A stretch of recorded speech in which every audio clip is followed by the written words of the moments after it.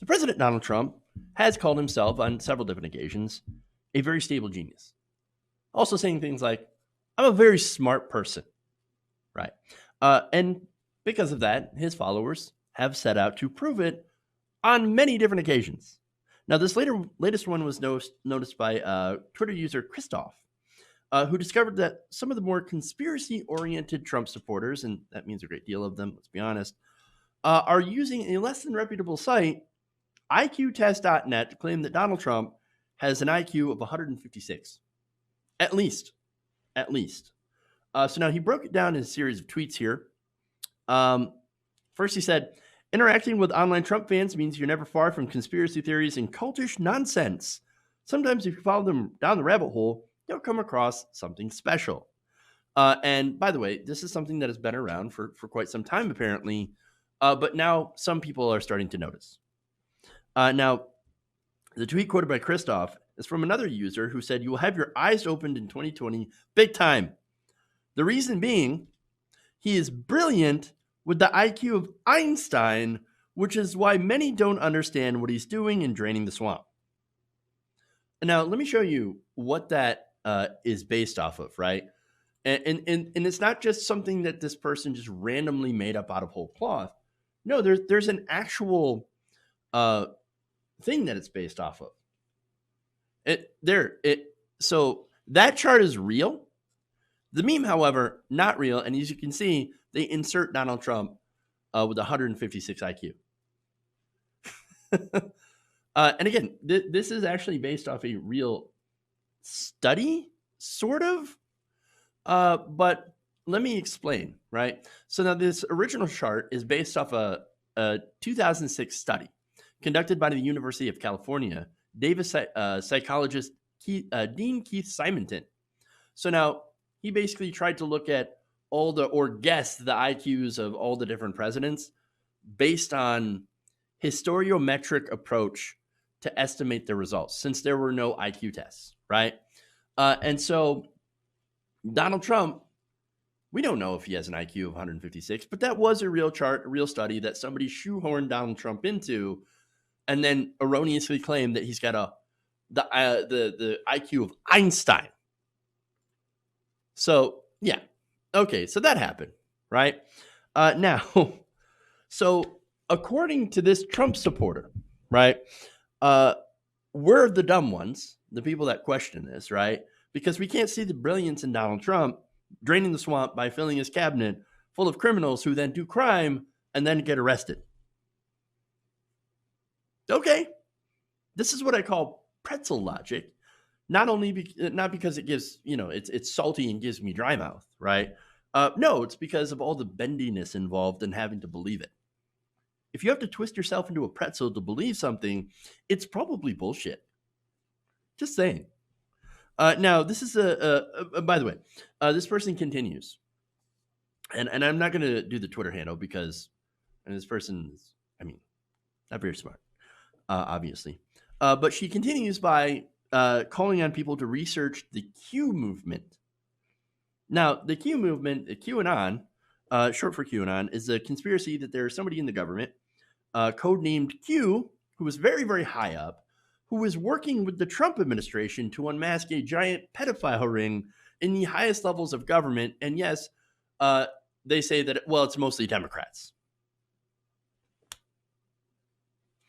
Now, look, is it a stretch to think that people in power or that people who I should say are not good people are attracted to having lots of power? Yes, of course.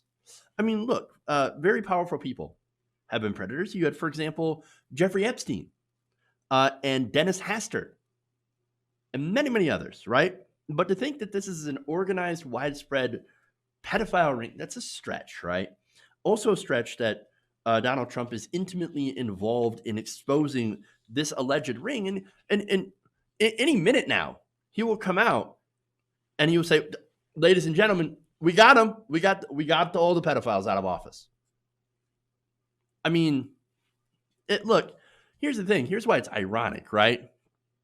Donald Trump himself has been accused of rape.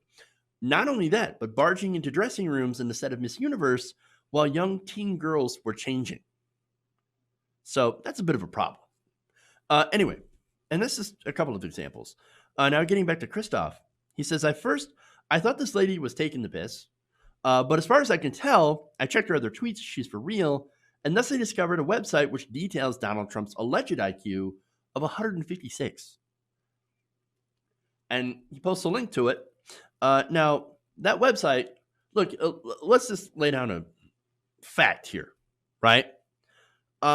You cannot take an IQ test online seriously. You just can't. It's like those fun little quizzes that you see on Facebook. What kind of astrology sign are you? I mean, what is your age based on the burger you ate today? I don't know.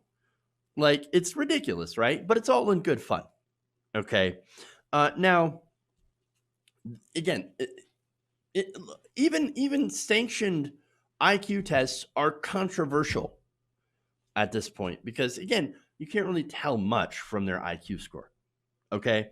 But yet, Donald Trump uses IQ score as a measure of self-worth. And so that's why he goes around saying, I'm the smartest, I'm the greatest, I have the highest IQ, et cetera, et cetera. And his followers, of course, believe it.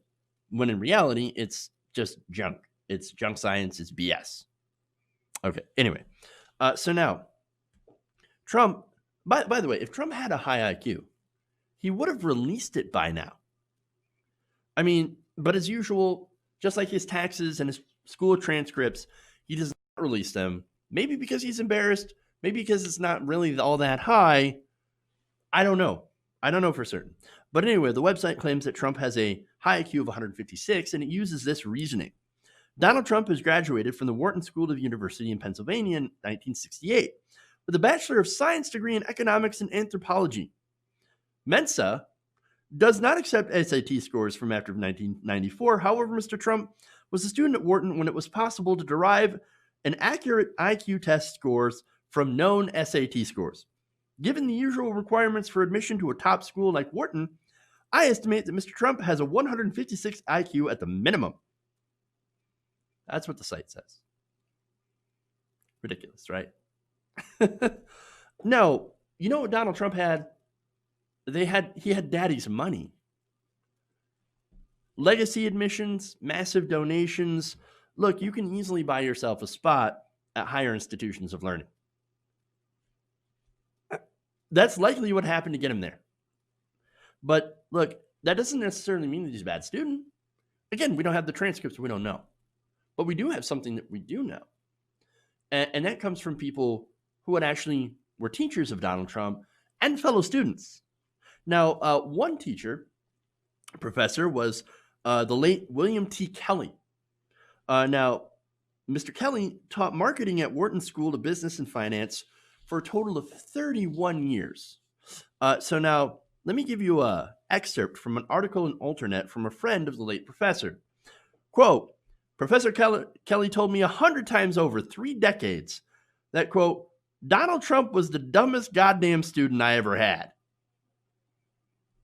Now, this was before politics. This was before all of that stuff, before he ran for office, right? Back when he was a businessman. Now think about it. You had to make a really, really bad impression for someone decades later to remember how bad of a student you were. I mean, just think of the impression, man. Think of having Donald Trump as your student. Now, I love this quote, right? He says, this is the friend. I remember his emphasis and inflection. It went like this. Donald Trump was the dumbest goddamn student I ever had. Kelly told me this after Trump had become a celebrity, but long before he was considered a political figure. Now, Kelly had often referred to Trump's arrogance when he told the story that Trump came to Wharton thinking he already knew everything. So that kind of explains it, right? Now, then we have other people who actually went to school with him. Another biographer, before I get to the fellow students, another biographer, Gwenda Blair, wrote in 2001 that Trump was admitted to Wharton on a special favor from a friendly admissions officer. The officer had known Trump's older brother, Freddie. Now, Steve Perelman, a 1968 Wharton classmate and former Daily Pennsylvania news editor, said this about Trump Quote, he was not in any kind of leadership. I certainly doubt he was the smartest guy in the class. 1968 Wharton graduate Louis Calamaris recalled that Don was, quote, loath to really study much. That explains it. Calamaris also said Trump would come to study groups completely unprepared and, quote, did not seem to care about being prepared. Now, if all that sounds like it's right on the nose, yeah, you would be correct. And it's exactly what he does right now that he's president. And he claimed that he didn't need to know anything about North Korea before going into negotiations with North Korea. You've got to be kidding. Now, so now again, that's actual people that went and worked and went to school with Donald Trump. Should probably trust those people over some whack IQ site. Which, by the way, this IQ site also seems to have the IQ scores of Sheldon Cooper and Batman. Now, if you're not familiar with those people, they don't really exist. Batman's not a real person. Neither is Sheldon Cooper. So, that's what they're doing. All right. So, look, here's the thing. A lot of Trump supporters are easily duped. I know. There are studies that show that out of all the people that consume fake news, Trump supporters consume the most fake news out of any group. And so right now, this is another example of Trump supporters using fake news to reinforce their biases in favor of Donald Trump. This is cult-like behavior. They are so desperate to believe Trump's lies. Oh no, he's the smartest. He's playing 12-dimensional chess. Look, this is why it's impossible to get through to them. I mean, look, I'm not saying that everybody, who's a Trump supporter is entirely lost. No, people can eventually wake up and see truth and see the facts for themselves, right? Playing out right before their eyes. They don't need somebody like me to tell them, right? In fact, studies have shown that the more someone like me tries to get through to them, the more resistant they are to actual facts. This is an awakening that they have to come to themselves, right? And they have to realize, oh, it turns out Trump is conning me. He is a con man. Wow, and he's not doing anything that he promised to do. Well, what happened to that wall? I can go to that spot and see that there is not actually a wall being built. The facts speak for themselves, man. They do. They really do. But look, they've got to start the process themselves.